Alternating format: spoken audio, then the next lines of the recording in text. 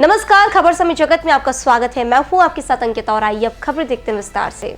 भोपाल, यह हम सभी के लिए बड़े ही अभिमान की बात है कि हमारे देश में ऐसी 3 महान विभूतियां रही हैं जो कद काठी में तो छोटी थी, लेकिन उन्होंने बहुत ही महान कार्य किए हैं।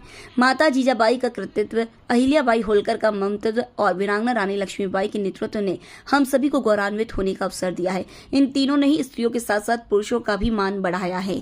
सभी ने अपने प्रतिनिधित्व से एक अच्छे और श्रेष्ठ राज्य की स्थापना की है। यह कहना है इंदौर की वरिष्ठ शिक्षाविद, लेखिका और वक्ता विनीता धर्म का। विनीता धर्म रविंद्र सभागम केंद्र के गौरांजनी सभागार में पुण्य श्लोक देवी अहिल्याबाई होलकर के जन्म त्रिशताब्दी शुभारंभ समारोह को संबोधित कर रही थी। इस दौरान उन्होंने अहिल्याबाई होलकर के कृतित्व और व्यक्तित्व पर विस्तार से चर्चा की। पुण्य श्लोक देवी अहिल्याबाई होलकर जन्म त्रिशताब्दी समारोह आयोजन समिति मध्य भारत प्रांत की ओर से आयोजित इस समारोह में भारतीय प्रशासनिक सेवा के सेवानिवृत्त अधिकारी अशोक कुमार बतौर मुख्य अतिथि उपस्थित हुए। वहीं कार्यक्रम की अध्यक्षता पूर्व पुलिस महानिदेशक एस.के. राउत ने की।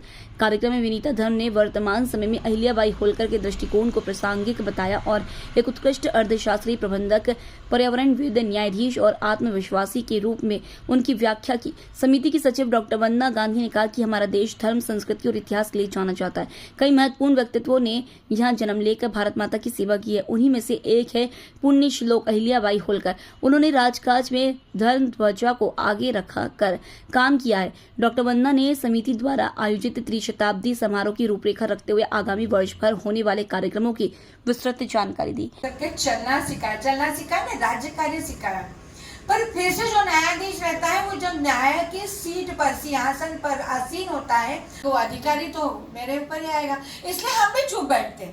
फिर से मुझे कहना पड़ेगा कि आज भी हम लोग, बोले क्या मेरे से भी सुंदर है वो? बोले नहीं, कद काठी में छोटी सी है, सांवला सा रंग है।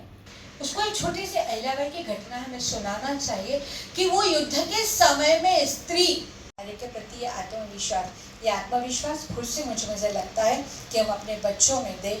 अहिल्याबाई के दृष्टिकोण को राघोबा दादा उनसे मिलने आए। शिवराजा उज्जैनी अभी है, वहां तक अपनी 50,000, उस समय 50,000 की सेना लेकर के आए और सेना लेकर के आकर उन्होंने संदेशा भेजा। अहिल्याबाई का सीबीआई तंत्र, गुप्तचर विभाग में देखो कितना अच्छा था। वो पुलिस विभाग में भी थी अहिल्याबाई, वो भी थोड़ा सा जानती थी, और उनका जो गुप्तचर विभाग था वो इतना अच्छा था कि उन्हें हर पल पल की खबरें उस समय में मिल रही थी बिना मोबाइल के।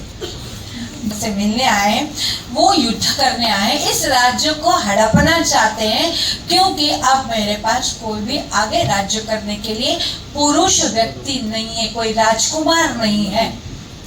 उन्होंने क्या संदेशा भेजा उनको, राघोबा दादा को, क्या आप मिलना आना चाह रहे हैं? स्वागत है आपका, महेश्वर की इस नगरी में आपका स्वागत है, होलकरों की राजधानी में आपका स्वागत है। पर स्वागत के साथ साथ में यदि आप अस्त्र और शस्त्र लेकर के आ रहे हो, तो आपके लिए मैं बासड़ा बांध करके, घुड़सवार होकर के, हाथों में तलवार से लेकर के भी मैं मुलाकात आपसे मिल सकती हूँ। खबर समय जगत के लिए संवाददाता आदित्य सराठे की report. For latest news, subscribe to our channel and press the bell icon.